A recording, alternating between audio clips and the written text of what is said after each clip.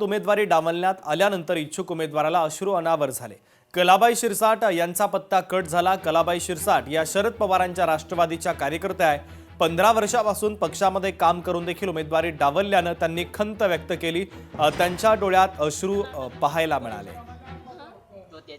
तो फक्त त्याचं आलं हे समजतो का मी एक तसं कोणीच नाही आहे। तुम्हाला ईबी फॉर्म भेटेल असं काही? मला तर मी तर आशावादीच आहे ना सर। आशा समाजासाठी आमच्या मातंग समाजासाठी आम्ही काहीतरी करवा। आमच्या मातंग समाजाला काही नाही म्हणलं जात म्हणून सर।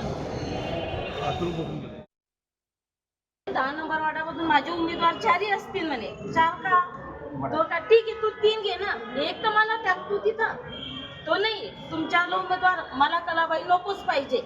का नको पाहिजे कोणत्या कारणाला पाहिजे याची काय दुश्मनी। मला जर न्याय नाही मिळाला ना तर खरंच मी उपासनेला बसणार आहे आणि आत्मदहन करणार आहे मी इथं डायरेक्ट। उमेदवारी अर्ज कोणत्या पक्षाकडून करणार? उमेदवार मी अपक्ष भी टाकणार आहे आणि उमेदवारी तर माझी पक्षाकडनं पक्षाला तर विनंती आमचे संतोष भाऊ आले ना तर त्यांच्याशी मी चर्चा करणार आहे आता का मला कोणत्या बी हालतमध्ये मला पक्षाचं तिकीट हवं। चंद्रपूरमध्ये किशोर जोरगेवार यांना स्वीय सहाय्यकाकडूनच धक्का देण्यात आला। ललित कासट यांनी जोरगेवारांना धक्का दिला। दीपा कासट यांनी अपक्ष उमेदवारी अर्ज दाखल केला। तर दीपा कासट ललित कासट यांच्या पत्नी आहे। महत्त्वाची बातमी आपण पाहतोय। जोरगेवारांना स्वीय सहाय्यकाकडूनच हा धक्का देण्यात आलेला आहे।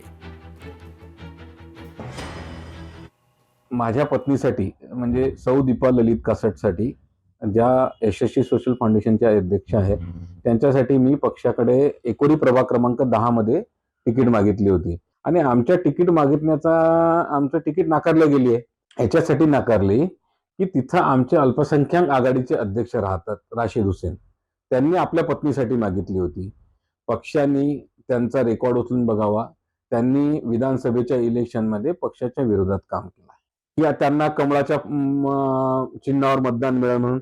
मग आम्ही पक्षावर कसा विश्वास करावा त्याच्यासाठी आम्ही आता अपक्ष म्हणून लढणार आहोत। लोकशाही मराठी ऐका, पहा, जागरूक रहा।